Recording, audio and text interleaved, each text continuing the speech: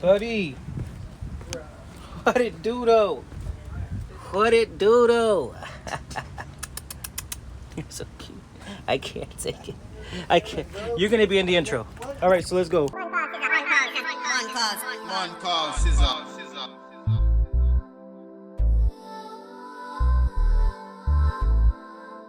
Mr. SCIZZA. One call, SCIZZA. Mr. SCIZZA.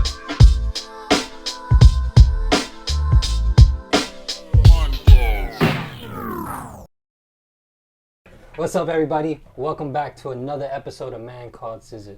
Y'all thought we was done. Y'all thought we was gonna fall off, but we're here with my boy Doseoflos. Yeah, baby, appreciate You know what I'm you, saying? man. And I decided to have him on more so because he was ready, but I definitely wanted him on from the beginning because he's following that trend that I want everybody to follow, which is you can work for yourself. You don't need to be a college graduate. You don't have to have no business degree. You can start from scratch with what you love and turn it into what you want it to be. So, 100%. what's up, dog? Thank you for having me on, man. Thanks for coming. I know it's been a little while. I've been putting it off a little bit, but we good though. I came back from my Hawaii You know. trip, so I needed time to turtle up before I got Oh acclimated. yeah. You gotta acclimate yourself back to South Florida because this is a different planet. Yeah, You know. for sure. But we're gonna start from the beginning. You know, I want everybody to kind of hear your story on how you decided to start working for yourself and what made you decide to start working for yourself. But I met you back in, well, you were 17, so that was what, Like, 2015? that was like 2016. Okay, 2016. 2016. Yeah. So I was working at a barbershop. Shout out Strong Arm, first podcast episode. Yes, sir. And that's where we met him. He came in, he was getting his haircut. He used to just hang out with us, and he was thinking about cutting. You remember you were thinking about Oh cutting? yeah. So you were already on that mindset, I want to work for myself. And he would just sit there and watch us cut. And at 17, I could tell his mind was way more advanced than all the adults I knew. All the people that I knew were above I 25. appreciate that. Yeah, man. So from there, what kind of got you started in the fitness? I know you played basketball. But before we get into that, what would you categorize yourself at now? Like, what is your business? What do you do? I don't want to put you in a box. I don't want to say you're a trainer, you're a workout person. I don't want to say that because you're more than that. You know what I'm saying? So what would you say you are? What would you say your job title is? I consider myself a movement coach, Movement and coach? I say movement beyond the physical, because when you're moving, I'm talking about movement of the mind, body, and the soul. Because when people coach with me, it's more than just a physical experience. Okay. That's always. It almost seems more therapeutical for a lot of people, and that's what a lot of people do come to me for.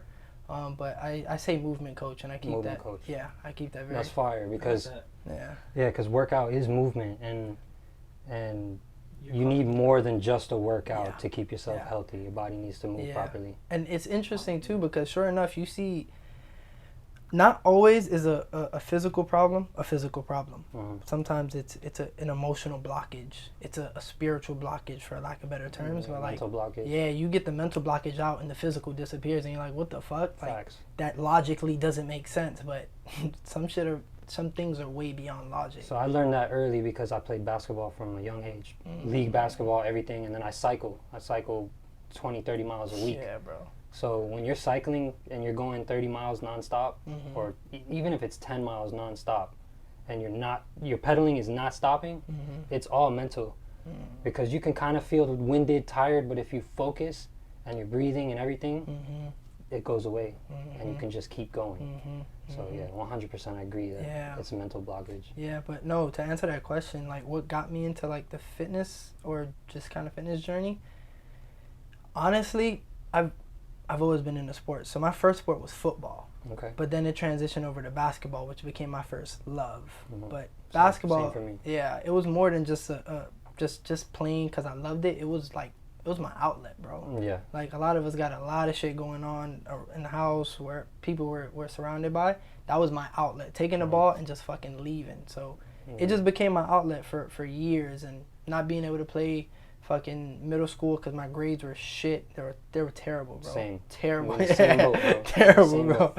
Terrible. I think we all kind of sucked in school. Can we all agree? I got For reasons. It's the rebellion in us. I got kicked off my high school team because my grades. Because your grades. That happened to me. I didn't even get to year. play yet. That happened. To me. The season didn't even start, and it bro. kicked me.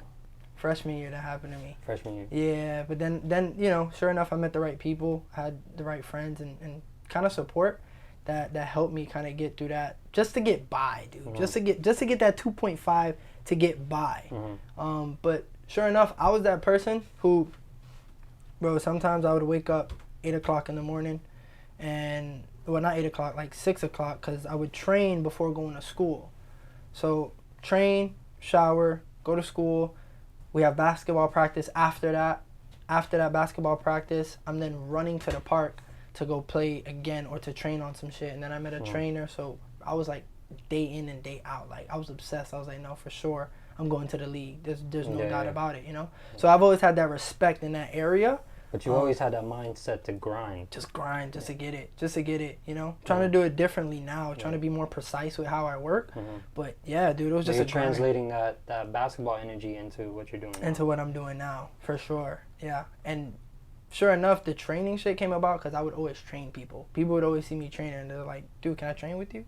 I'm like, yeah, for sure. Now, when during your training did you decide, you know, this is what I want to pursue for a living? Maybe not training, just training as a whole, but like just guiding people. That direction, and then helping people with their movement, with their training, with their... Yeah. It's not really a profound story. I was sitting down smoking with my brother, and he's like, bro, you should train people.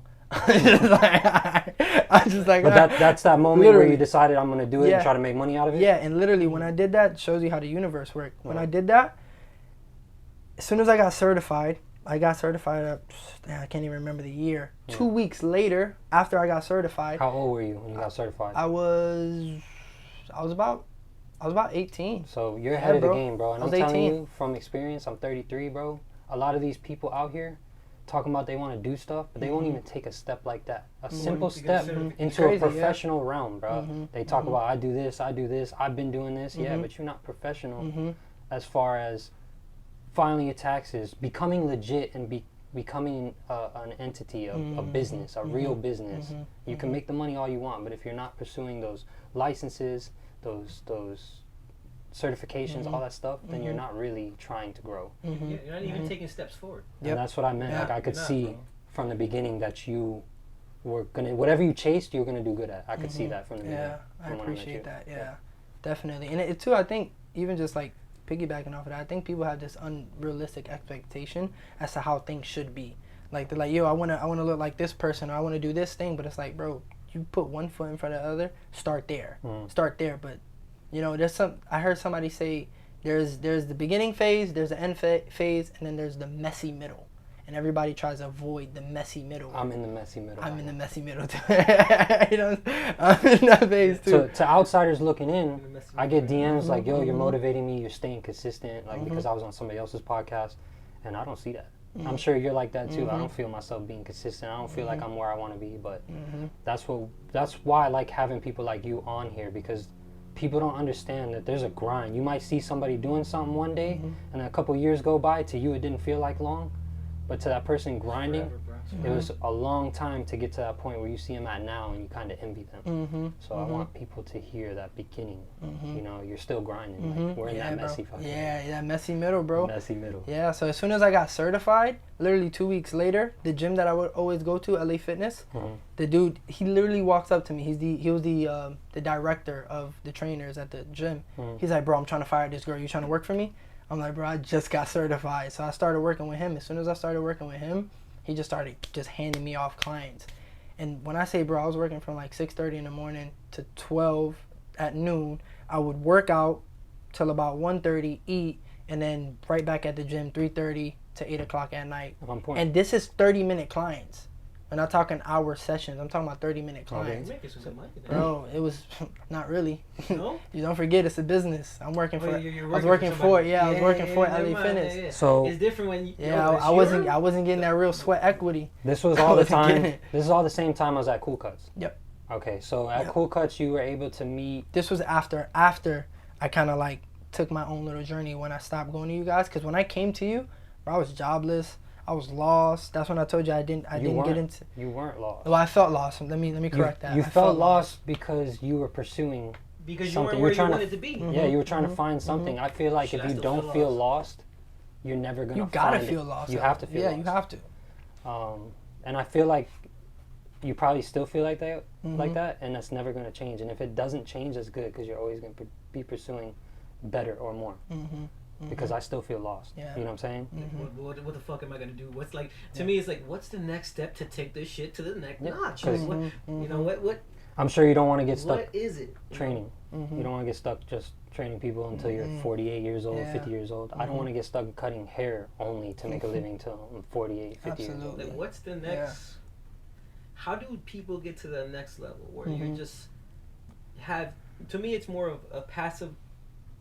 Having so much passive income where you could really just live your end days. Cause I don't know about y'all, but I'm 30, bro. A lot of people are dying at 60. We're halfway through, Papa. I'm a little more. You feel me? I'm trying to get to 101. How do we get to that next level so we could really enjoy the rest of our lives? You feel me? For me, I was always impatient. I don't know about you, but I was always impatient. So what I've learned is patience and consistency. Those are the two magic potions. When you combine them, they'll take you where you want to go as long as you're patient and consistent. And that's it. That's my remedy. I think that, yeah, I think it's and you know, a lot of people always say like, For sure. what's the key? Like, do you have to almost be like a fucking janitor? You have to have all the fucking keys because there's many fucking keys. There's patience, there's consistency, there's diligence. Like, there's so many different things that you have to have. And it's like, you know what I'm saying? Focus, you gotta connectivity, be able to connect with people, relate to people. Like, doing it yourself, everything yourself isn't easy.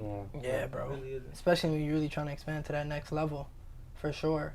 And one of my strongest phases was when I went out to Cali. Like going out to Cali. So getting into that, hold on. Is this one recording? They are recording. All right, because it's not saying it is on my watch. What? I just don't want to lose him. Stop it.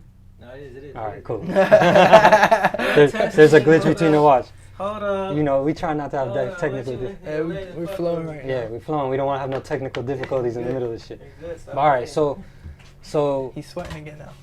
You sweat? So Cali, right? Yeah. When you were coming to Cool Cuts and you started your training journey, you had met CJ and Joe. And Joe. Joe Jones. What's his IG handle? Let's shout him out. Oh man, I haven't seen his IG in a while. But Who, Joe the Goat? Yeah, Joe the Who, Joe the Goat? Right? So he's still a trainer. He played in the NFL for a little bit. CJ played college football and he's a trainer. Temple. And you linked up with them, but that was one of the reasons that you went to Cali with CJ. So you had this connection for training, and you were like, just fuck it. You know, I'm gonna change my scenery. I'm gonna make myself uncomfortable, take myself out of my comfort zone, and go pursue this shit. So, what made you take that leap? Because a lot of people are scared to take a leap that's outside their comfort zone, and that's one of the things growing too that goes into that remedy of persistent or consistency and patience is whenever you feel comfortable, break that comfort, because when you're comfortable, you're not growing. You know, so what made you decide to jump out of that comfort zone and just say fuck it and go to Cali? I feel like a lot of us, bro, like we get tired of the same shit at one point. I get bored. Bro, I was just tired. I'm just tired. You know when you like really want change, but like you're expecting something to change, but it's like you have to make the change. You have to make the change. You have to be the one to do that. Like shit ain't just gonna just poof like magically. You know what I mean? But a lot of too, I think goes back to that like that logic. Like sometimes you have to get beside your logic and just do shit. Okay. Just do it. So that trip, I mean, thanks CJ, because CJ was there like to support me through that process. That's fire. Super. And I didn't get bro. to know CJ as much as you did. Yeah, I got bro, to know him a little when they were by Cool Cuts, but yeah, he seems like a good guy. Yeah, bro, he's solid. He helped me a lot through that process. That's fire. But honestly, I knew he would be there, but I also knew he wouldn't do the work for me. He was just there to that foot in the door. Yeah, like you know, and you had to he was go just hard. that foot in the door, and he was clear about that. He was very clear about that. Yourself. He's like, bro, this on you. You gotta show up.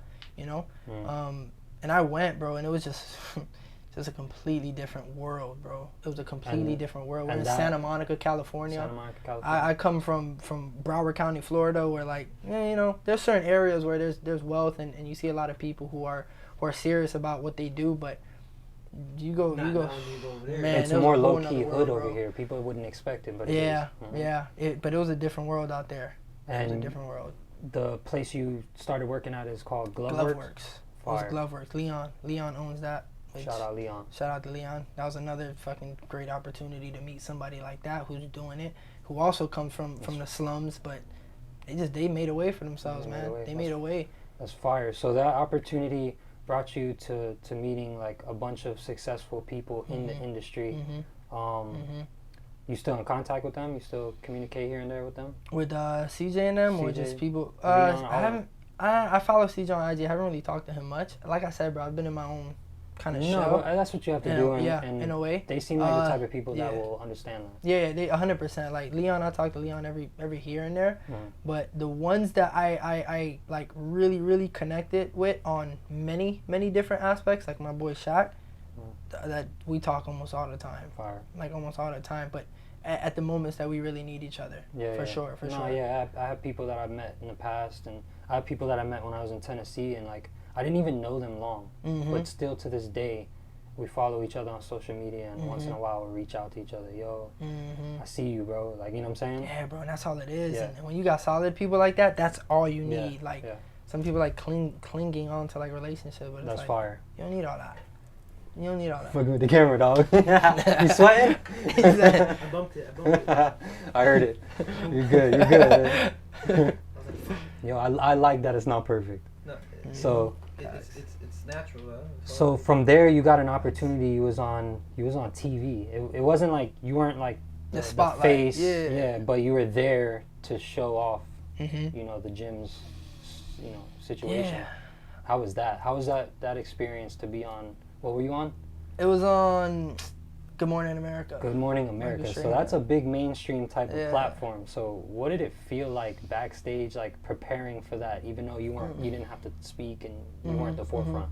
I can be honest with you, I wasn't as grateful as I could have been in that moment, to be honest with you. Because one, it felt very kind of just unnatural to me because it wasn't, yeah, pressure, you know what I you're not mean? used to it. I wasn't used to that. Like I was not used to it. I wasn't used to the whole behind the scenes and everything seeming like an act. You know what I mean? Like I wasn't really used to that stuff, but I didn't understand business. I didn't understand how to market. Like I didn't understand these things, so I had such a negative perception on it that like I wasn't really as grateful. So everybody was like, "Yo, I see you on Good Morning America." I'm just like, "Yeah, I was on there." I That's wasn't fire. like the face, you know what I mean?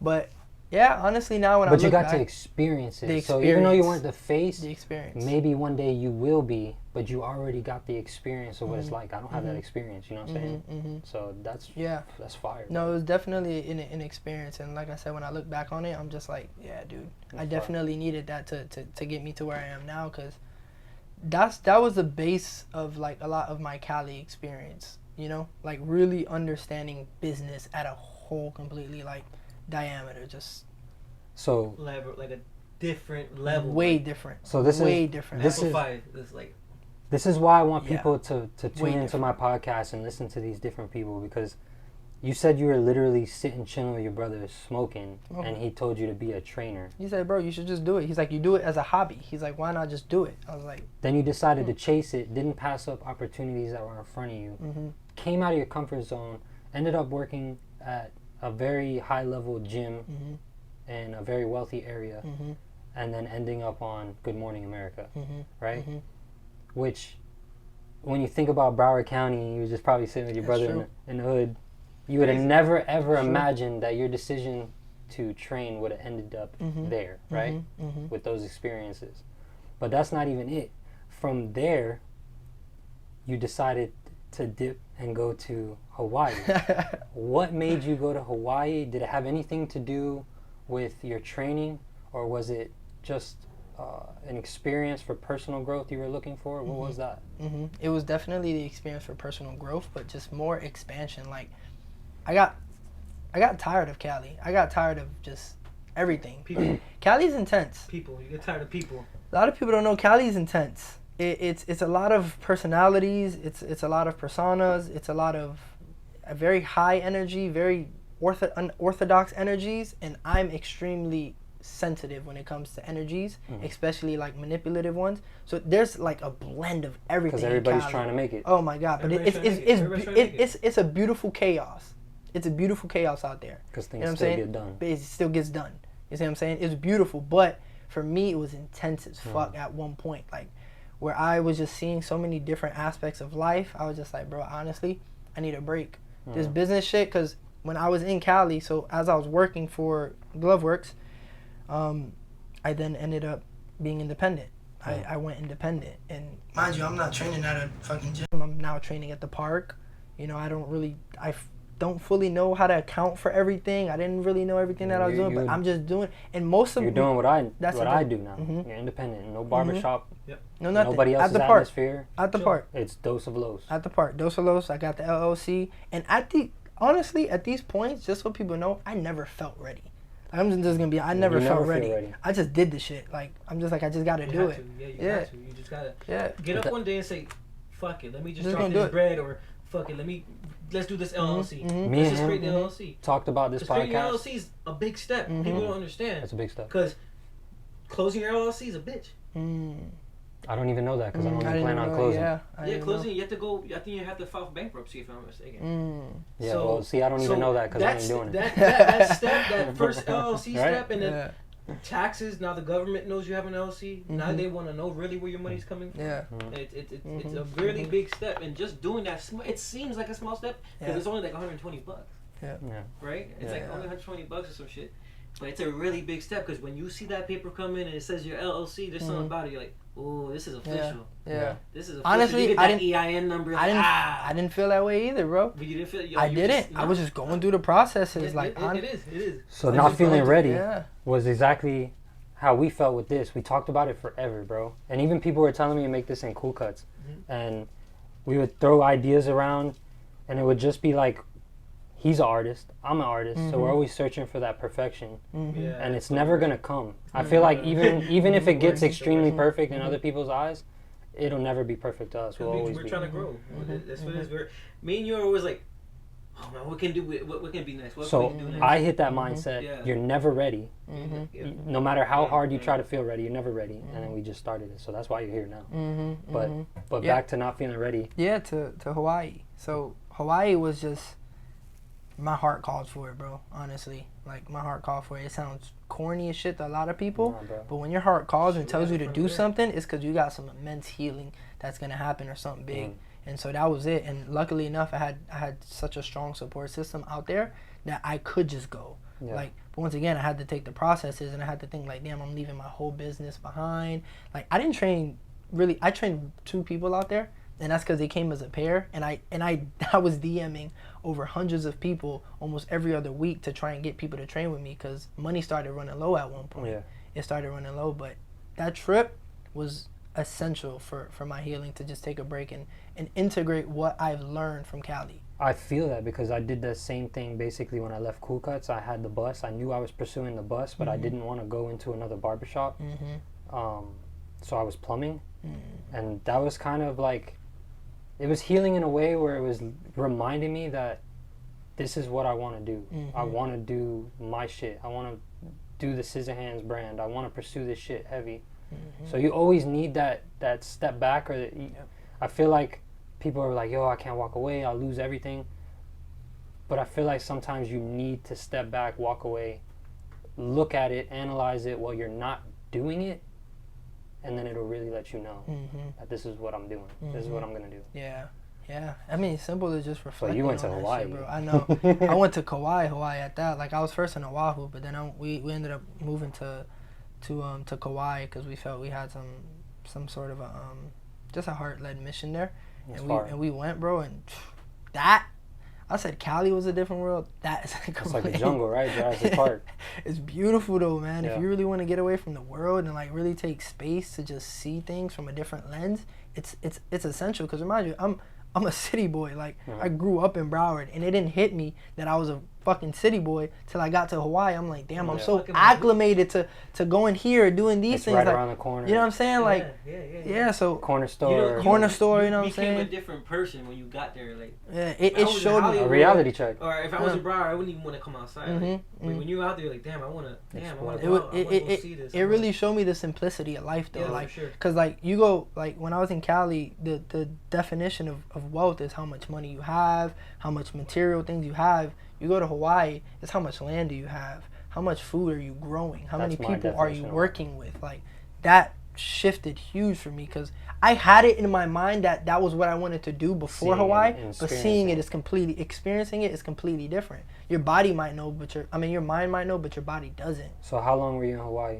I was in Hawaii I was on Oahu for I think 3 months, and then Kauai about 3 to 4 months. Far. So I wasn't there too long, and that's the Nah, thing, but when people think they need to move somewhere. Half a year, almost a year. Yeah, bro, that was more That's than enough. that felt like years to me. Yeah. It felt like years, because Especially when you're used to this, or you got used to Cali. How long were you in Cali? I was in Cali for 2 years. Okay, so yeah, you 2 definitely got to experience Cali. Yeah. I was in Tennessee for a year, and that was enough to experience it, and I didn't think I liked it. I missed Florida until I Yeah. came back. So you came back, huh? And I'm like, fuck, Tennessee's nice, bro. Yeah. It's crazy. It's 'Cause, definitely nice. yeah, on my way from Kauai, when I came back, I stopped in Orlando. I was in Orlando for a little bit because I kind of didn't want to go home. Yeah. I didn't want to come back, you know. Because you know what you're coming back to. There's a struggle down here that I think other people in other states and even countries don't understand about South Florida. I think I've said it on other This shit podcasts. will It's either like a make black. you It'll or either make break you or you. break you. It's like a black hole too. Either you're gonna fucking try to get the fuck out where your normal day living is, or you're gonna get stuck there. I think it's tricky because there's this You get stuck. ease. It's not like New York and it's Super not like laid Cali, back. but it's super laid back, so you can get very comfortable pretty Yes, fast. Exactly. And Quick. yeah, And then it becomes like a black hole. Like you're It stuck can- it here. can be. will It can sink be. you in. It can be. Florida will sink you in, and you will not ever chase your dream. It will keep you yeah. comfortable exactly where you. These 9 to 5s are meant to keep you But- exactly where you're.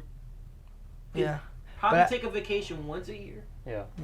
But I And feel like that's that's it. everywhere though, honestly. Because if you go to Cali, Cali can destroy you, bro. Oh, yeah. If anybody I heard is it's out more in money. Cali for more than, let's say, even a year or 2 years, and they're still there and they're just getting by, bro, you're making it out there. Yeah. You're making it out there because it's tough to live out there. Yeah.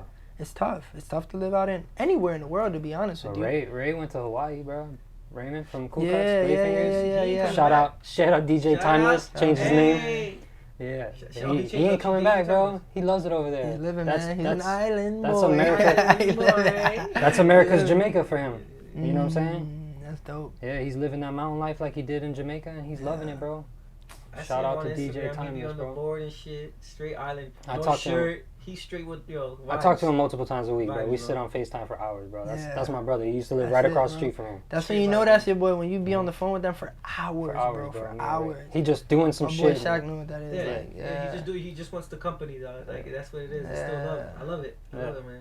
Yeah. He That's just fire. wants you though. to. He's watering the plants and shit. Yo, what you doing? Nothing. Just put your phone. Yeah, down, yeah, smart. That's it, bro. That's it. Roll up. What's the hold up with the That's roll it. up? Yeah, yeah. Some people- y'all were yeah. smoking on both sides. It's just chilling. So from Hawaii, you came back to Orlando. Orlando. How long were you in Orlando? I was in Orlando for like a month or two, and then from there I went to this is where I went separate from where I was with the soul family that I was with, because we all came to Orlando together.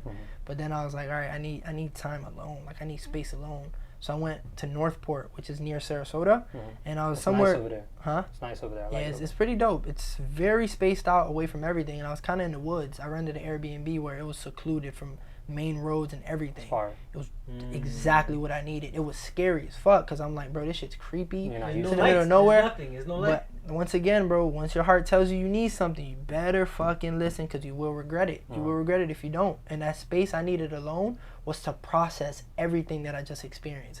Cali, Hawaii, everything, bro. Because I was also going through a huge fucking heartbreak. I was going through a huge heartbreak. On top of that, on top of my business fucking not really feeling like a business, bro, I was going through it. I was going through it in so many angles. So I needed that space to just be alone. And bro, you would never fully know yourself until you're alone with yourself. Yeah. You never will. Yeah, I like to be Mm-hmm. alone. People be like, "Yo, where you be at? Yeah. You don't ever come nowhere." I'm like, I'll pop up randomly. But Yeah, I like my space, bro. I like yeah, to be bro. chill, bro. Definitely. That's when I really can think and focus. Exactly. Yep. So, when you were in Sarasota, you obviously weren't doing your business. You were just taking that time, and then you from Sarasota you came back down here. Yeah. How long That was the until you were back process. down here that you thought it was time to? Because if you add all that up, that's almost a year where you weren't putting your all into your business. Now that you say that, yeah, So that's true. when you add it up, Yeah. were you sure you wanted to continue on your business when you got back down here, or you still had to think about it, or?